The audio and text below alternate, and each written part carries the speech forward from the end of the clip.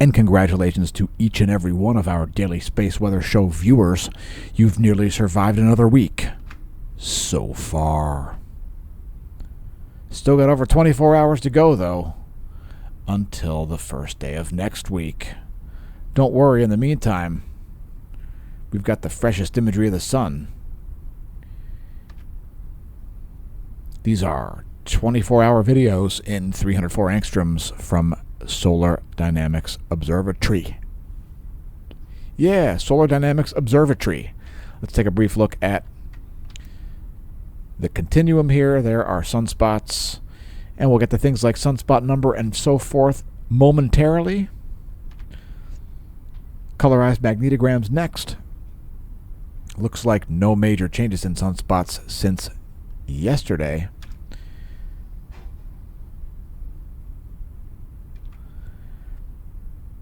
And let's talk volcanoes. These are the ones that are erupting. And it looks like we have some new ones here on the list, or some that are actually returning to the list.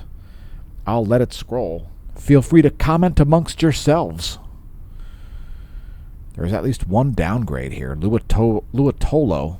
No, that's not it. Luatobi continues to erupt in a spectacular fashion. Ambrim has been downgraded. Still major unrest state. So those are what are erupting. Poas also producing some eruptive activity. Let's go to earthquakes next. And we had only 2 5 or greater magnitude quakes in the past 24 hours. One of them occurred right near Fairbanks. There are the past 90 days, and largest quakes were a 5.6 under Cartago, Colombia. There it is, right under the town of Cartago, the lovely mountain town in Colombia. Here's the quake under Fairbanks. That was a 5.3 magnitude. And there is where that quake was located. Anyway, so yeah, only a few quakes. Oh, Vanuatu had a 5.5 also. So those are the quakes. Vanuatu also had a 5.0. And Argentina had a 5.1. Then the 5.6 in Colombia. That is the largest quake of the past 24. And then a 5.3 near Fairbanks. Also near Salcha. And let's get back to some space. There is the SDO 171 angstroms wavelength, the house favorite. The most active region was right down here in the southwestern limb.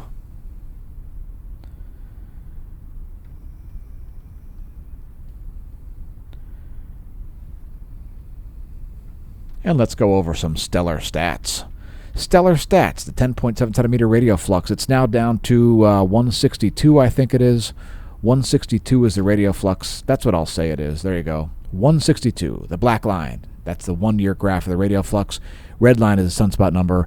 Blue line is the Potsdam AP index, which is just like the KP index.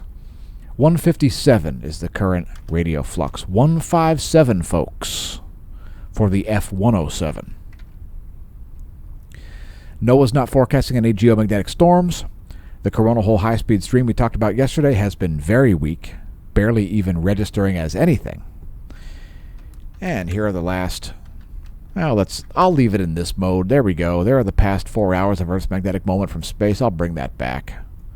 There you go. That's what's going on in the magnetosphere.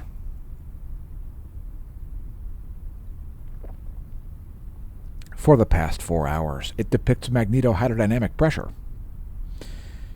It's the Geospace Magnetosphere movie. We'll also show the ground magnetic perturbations map.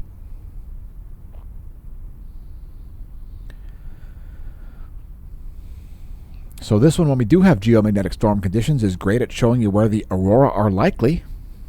Also, if you have a ground-based magnetometer, you might be able to detect the magnetic field associated with telluric currents by using this map. The Geospace Magnetosphere movie Ground Magnetic Perturbations map, depicting the Earth's B field. Changes to it, actually, in nanotesla. KP index at 1.67. KP 1.67 is the current state of global geomagnetism. And next, let's move to the real-time solar wind data. I've got it. Yeah, there you go. There's the ACE. Very diffuse solar wind there and kind of slow. Let's call out the stats for the Discover. Also kind of slow. They're only 415 kilometers a second. Solar wind density, 5.25 protons per cubic centimeter. Gauss magnetometers there are just in a normal operating range. Nothing very exciting happening here. And a complete shortage of space weather for an extended period of time, folks. A shortage of space weather. Dear God, oh noes, a shortage of space weather, folks. What are we going to do? The only thing spookier than an active sun is an inactive sun or something.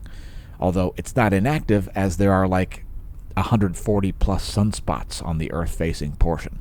Anyway, Earth remains in a North Pole heliospheric sector, as we forecasted yesterday, but South Pole sector is coming, so don't expect that to hang out for long. South Pole sector boundary crossing is on the way in the next few hours, possibly even while we premiere this very video. Here's our line of sight field plot now that we showed you the top view ecliptic plane. Here is from Earth's perspective, solar B field, photosphere magnetism, and polar fields all depicted in one fantastic series of images. The past 4 days of stellar magnetic fields, the closest ones you'll find. Here's our coronal hole line of sight plot. And, yeah, South Pole coronal holes here rotating in the northeastern heliographic limb. And let's take a look at those from SDO. So there are all the coronal holes. And these are all North Pole oriented. So let's just put a big N here like this. They're all north except for a few up here, which are south. So that's the scenario right now for coronal holes, and let's get to sunspots. There is sunspot number for the past month. Sunspot number here just rising up to, what do we got, 139? Okay, just about 140, 139, something like that. Here's our flare probability monitor and scoreboard. And looks like we have some magnetic complexity here. What do we got? So, all right, sunspot number, which one is it there? 3559 or 3556? Looks like it's referencing 3559, I guess. That one's magnetically complex. I don't know. Let's take a look at magnetic fields from SDO. So there you go. And yeah, we have some beta class sunspots here. I mean, I would say this one is going to be the most likely for large solar flares moving forward. The rest of these are pretty basic looking. So that's 24 hours of SDO magnetogram. Here come 24 hours of SDO continuum.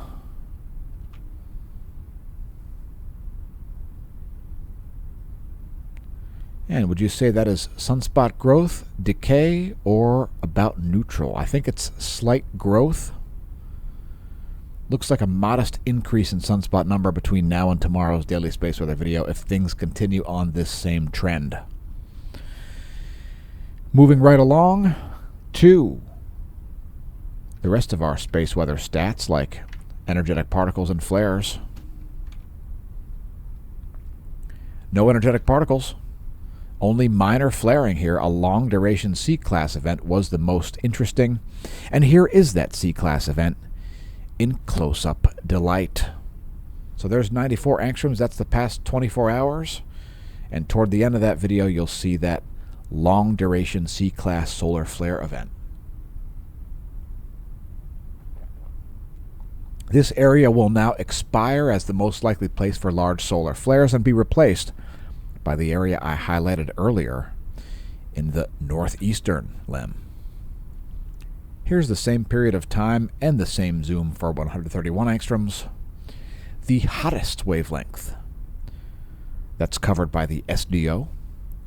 131 angstroms is the extreme ultraviolet radiation emissions from hot ionized iron gas. One of the many species of ionized iron covered by SDO. In other words, that is Iron Star. So, next to star chart.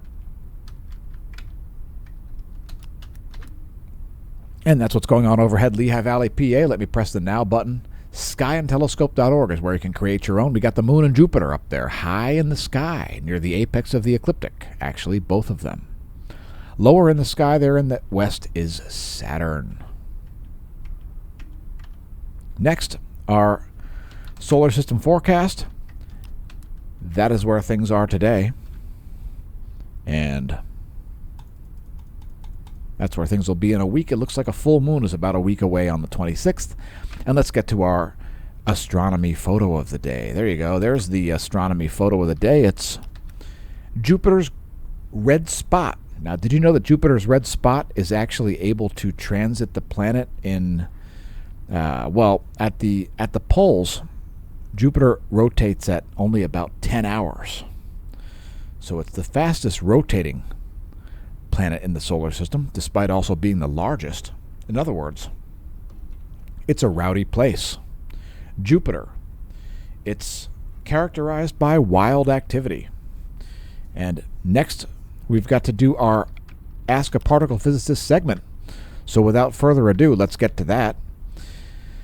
So our Ask a Particle Physicist segment is hosted by Eugene the Philosopher. More about him here in a moment.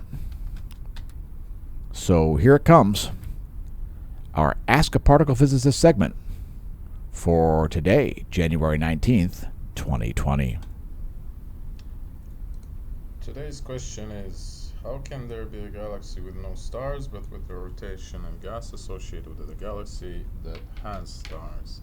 And it's about this story, in case you're not aware of it. You can read it here.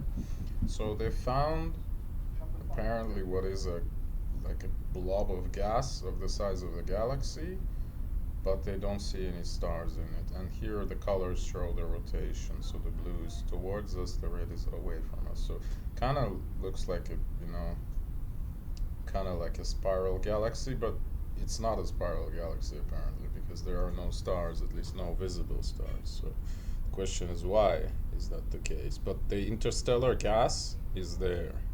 Alright, and to be completely honest, I couldn't care less.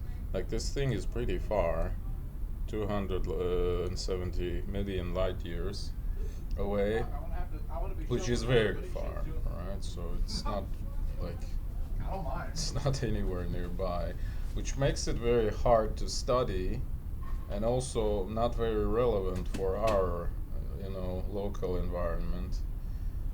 So yeah, this is not exactly what I'm usually interested in. I'm definitely not a specialist in stars and galaxies, so that's another problem we encounter here. So I can't really say what's going on in there.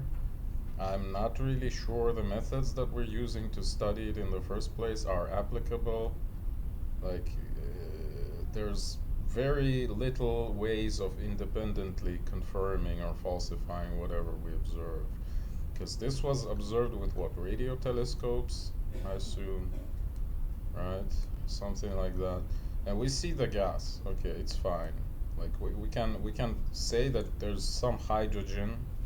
I think it's not molecular, but like a cold hydrogen, 21 centimeter emission, I assume, but I might be wrong here.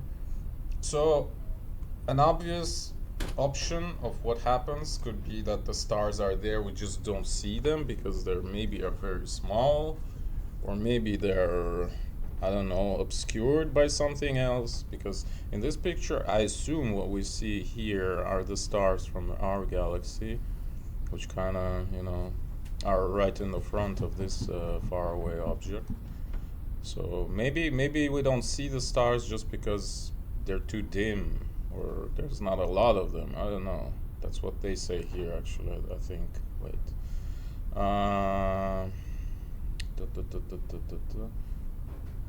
It says somewhere here that there may be not a lot of stars in the first place.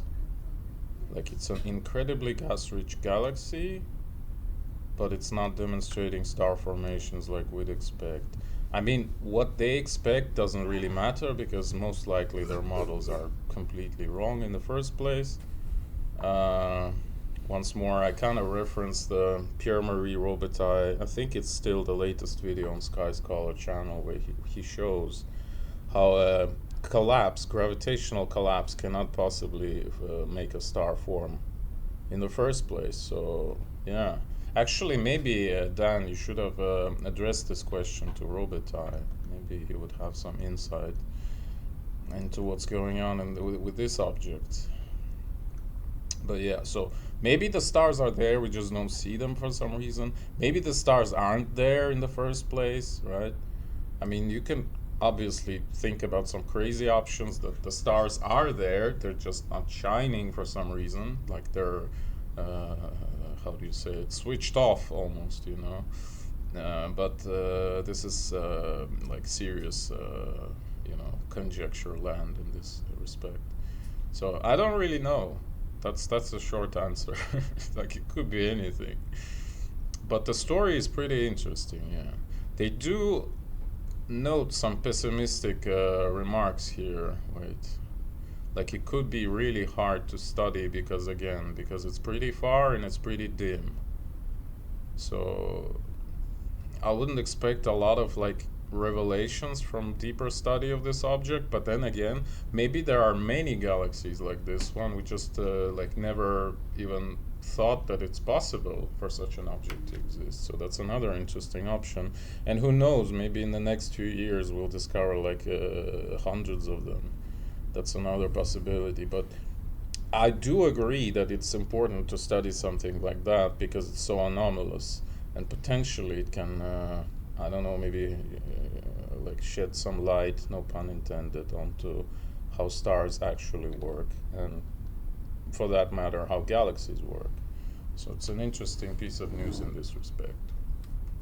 Okay, that's all probably. So thanks, Eugene. And if you haven't already subscribed to Eugene's channel, please make sure you go do so over at Eugene the Philosopher. Yes, another YouTube channel. He is our top contributor of all time here at the Smash News Network, least busted name in news. Again, Eugene the Philosopher. And by the way, if you want to contribute to the Ask a Particle Physicist segment, then, then definitely stop by smashomash.com/forum. We have a thread specifically for that. We even have things like recipes on there, stuff about space weather, stuff about cosmology, Earth, and geophysics. The Ask a Particle Physicist segment is in the General Science forum. And once again, congratulations on nearly surviving another week. Let's get to coronal mass ejections.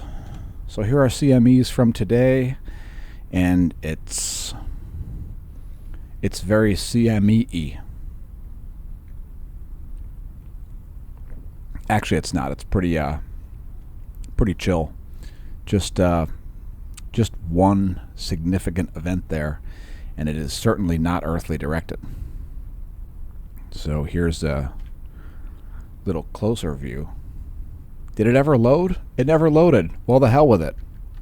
Let's go to our own custom views and abandon that. So there's a 24-hour video. That CME there that came out of the northern region. That is, oh hey, maybe it is earthly directed. I've got my fingers crossed. Yeah, there could be an earthly component in there. Check it out, it's not too far from the center of the solar disk. It's right here. Nice. That's what you want. So right there. That is the CME. probably does have an earthly directed component. Although it might still miss to the north, I think there will be an Earth strike. So that one you can expect to arrive in about 3 days.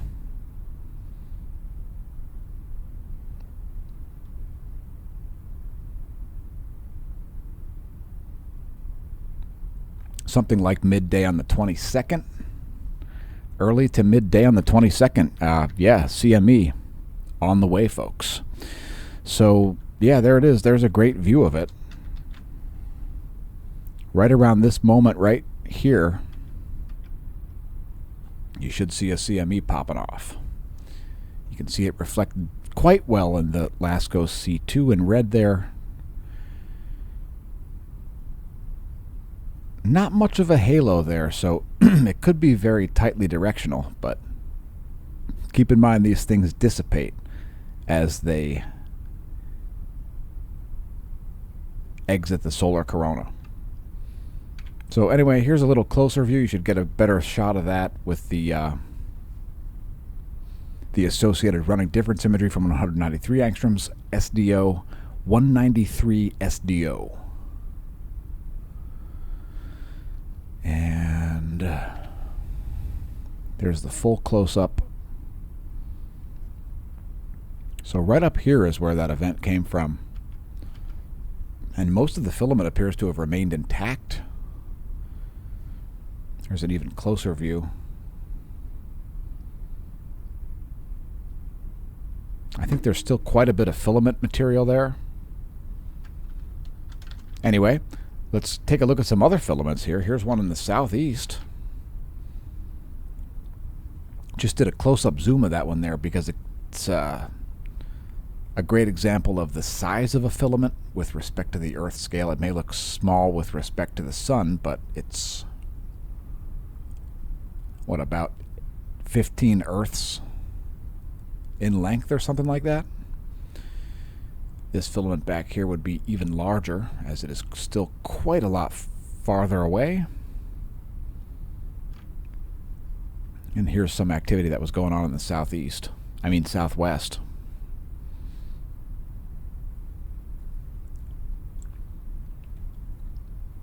That is the T-mass, the most active sunspot for the past 24 hours. So let's move on to close out the space weather video with filaments and a couple other space weather features. And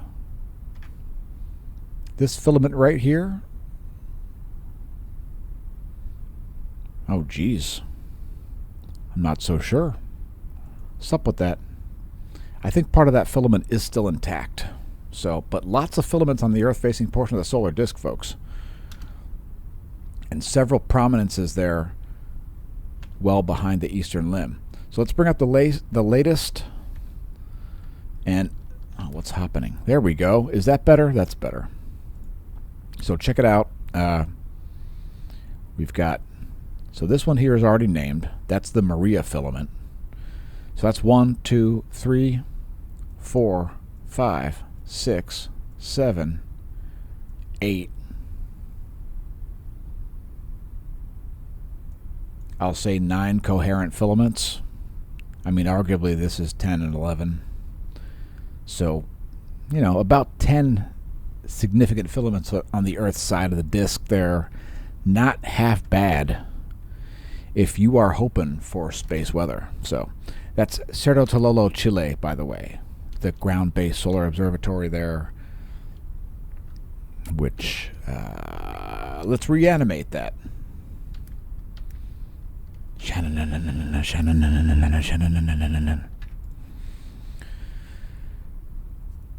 So there you go. This segment brought to you by the Reanimator. Just kidding, we have no affiliation with the Reanimator franchise. All right, here is the that's a thing.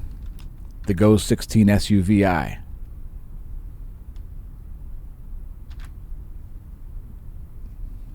the past couple of hours. Nothing really going on. Nothing too exciting happening. Let's move on to bonus features. Satellite charging hazards are first. That's what's going on. Nothing. Electron flux remains low.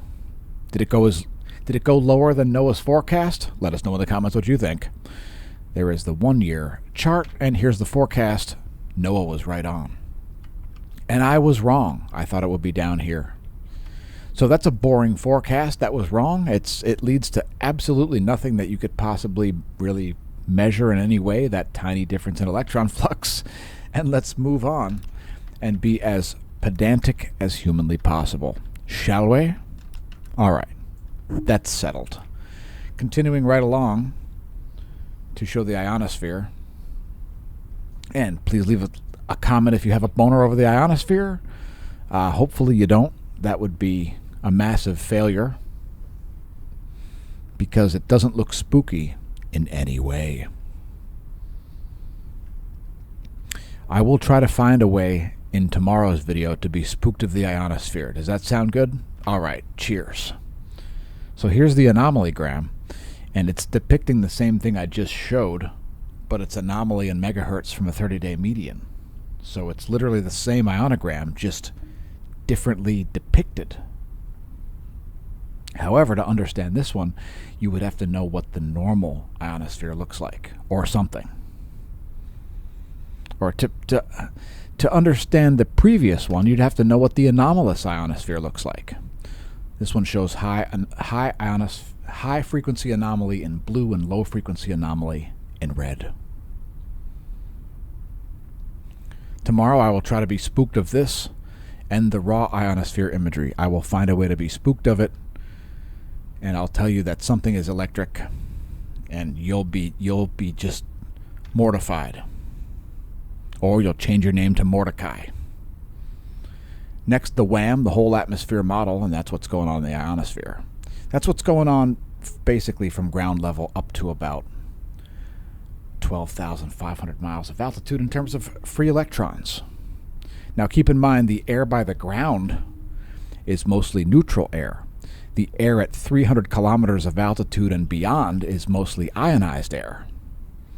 That's the difference between the ionosphere and the troposphere, among many others. But that's what's going on with radio frequency and electron contents.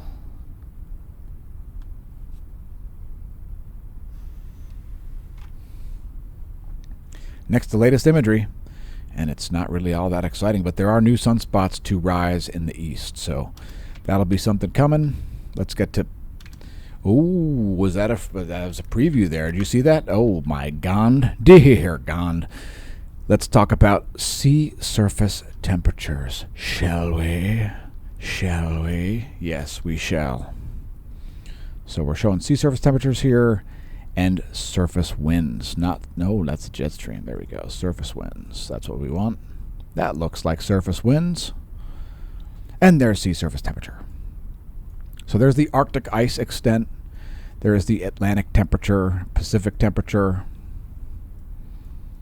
Indian Ocean, Southern Ocean, ice extent, and so on.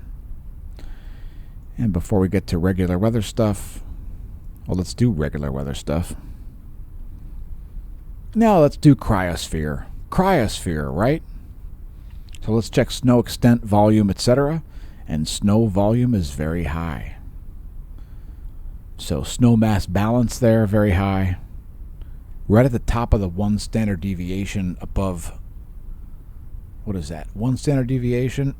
Yes, plus 1 standard deviation. It's at the very top of that. It's about to be beyond 1 standard deviation above the 82 to 2012 average. As many of you won't be surprised, as you've been getting snowed on like us in Pennsylvania. And then you've got the snow cover here, the snow extent, basically a 2D model. Here just breaking over the plus 1 standard deviation. And then snow water equivalent also breaking above the plus or minus 1 standard deviation. So lots of snow. And that's many years. I think 6 out of the past 7 years have been record snow northern hemisphere. No? Anyway, moving right along to sea ice. And these are all over the place, so I'm just going to quickly show these. Arctic ice extent. I know people worry about this and volume, but here's Arctic ice extent. And it's right at 2020 levels. A downturn, but at 2020 levels right now is 2024. Southern Hemisphere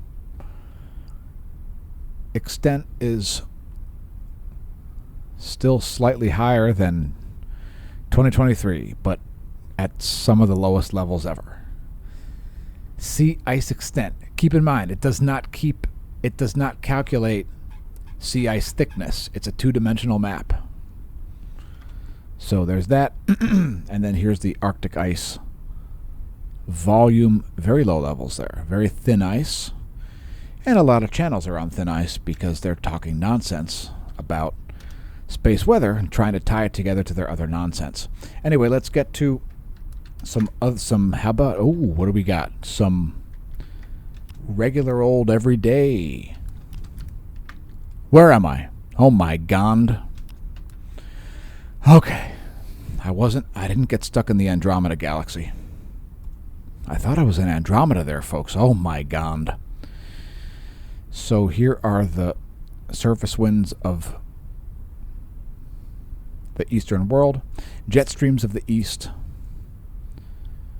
Jet streams of Africa, the Middle East, Europe. Surface winds. Surface winds of the west. Surface winds of your soul, if they're part of the jet stream. The 250 hectopascal winds. Clouds and fog for the Americas.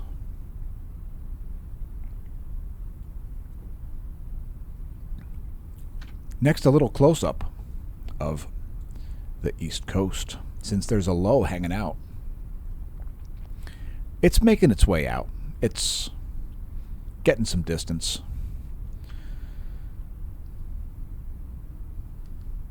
As things slowly start to clear out on Friday night.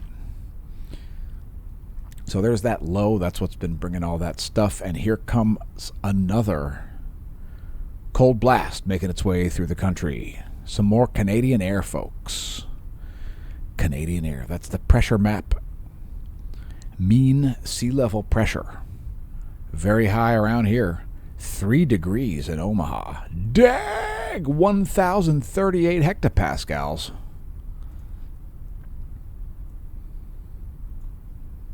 .41 up in North Dakota. Dag. Here's our weather.gov map, and it's a little chilly across the U.S.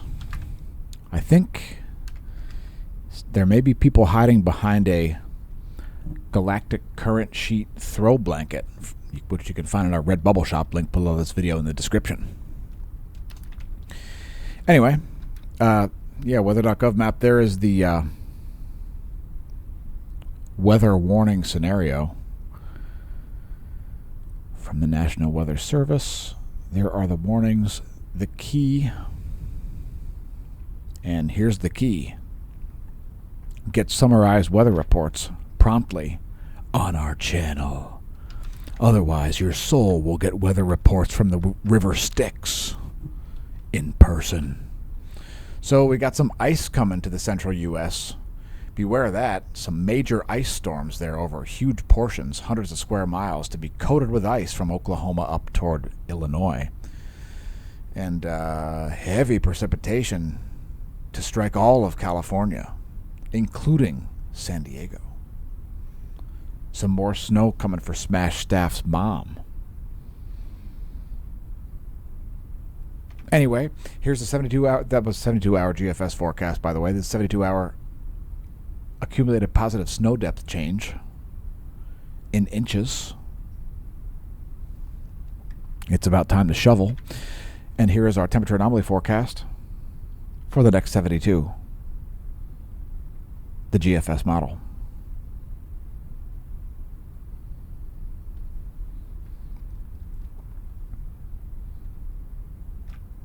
Next, lightning. and I don't find it frightening. I just go inside.